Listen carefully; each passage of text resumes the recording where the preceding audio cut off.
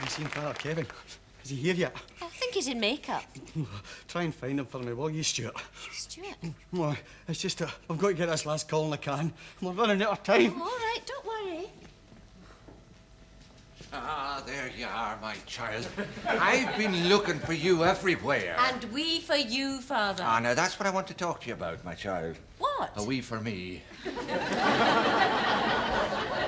I think I'll have to go before I speak to the nation. No, I'm afraid not, Father. What? We have got to do it now. Well, that's what I'm trying to tell you, you see. No, but I don't... Quiet, studio. Oh. Shh. Have we got to have that there? Yes, I'm afraid so. Shh. I mean, running water's a bit difficult just now under the circuit.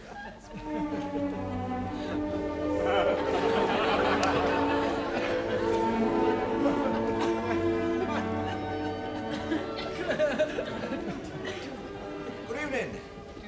I was reminded recently of the man who sat beside a stream. And he was watching this other man cast his flies upon the water. He was fishing, you see. He was fishing from the opposite bank. And after some 4 hours, the angler called over and he said, "Did you ever think of trying the fishing yourself?" "Oh, I'd like to," replied the onlooker, "but I doubt if I'd have the patience for it," he said. Now, it seems to me that life is like that, you see.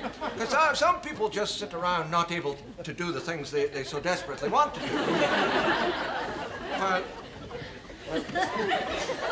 While others just get up and go. Now, last week, I was visiting a young lad who was in hospital. Apparently, he'd been kicking this bladder. This football about in the field, you see, and he'd fallen and hurted his knee. Now, so here he was in hospital with his leg in the air, having the water drained off. Anyway, as I was returning from the hospital, I thought to myself, I'll just go and give a blessing to my old friends the Duggans, for it just turned 10 to 1, and I knew they liked to eat at 1 o'clock. So it was Duggan himself who opened the door, you see. "Oh, Father," says he, "you've a great nose on you. The dinner's just this minute on the table." "Now, there's a coincidence," I said and laughed. "Coincidence, me cassock. Oh, I can smell mince at 500 yards. Now, they're a lovely family, the Duggans, although life hasn't been all that easy for them. I mean, Patrick Duggan's been out of a job for over 20 years. In fact, he's been going to the Social Security that long, he's convinced he works there. Indeed, only last week they presented him with a gold watch.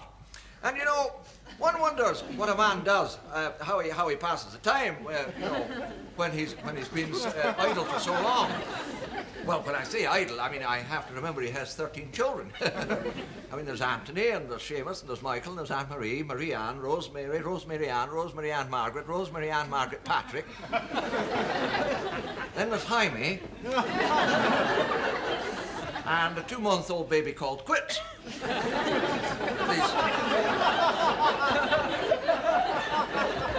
It seems that's what Mrs. Duggan called her, since I understand that she intends that to be her last. A thought further confirmed by the fact that she's bricked up the bedroom door. Anyway, all that is by the way.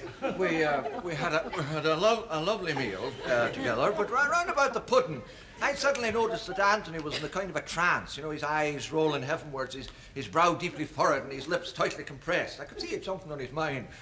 "Paul," he said suddenly, "why is it that priests have got to be sellotape?" Well, now, there was a question. "I'm afraid I don't know the answer, Anthony," I said. "The only thing I can tell you is that I'm stuck with it." And there was the whole basic problem of our society, you see. If only we had the wit to see it, you see. So many of us are trapped, unable to move, although desperate to be elsewhere and doing other things. We've all got our problems. I mean, even me. In some cases, the pressure is so great, we often feel that we just have to give up and let nature take its course. But somehow we grit our teeth and hold on.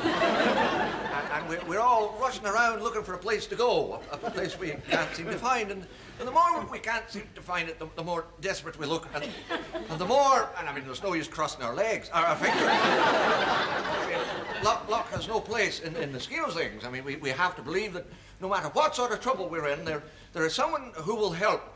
Someone who...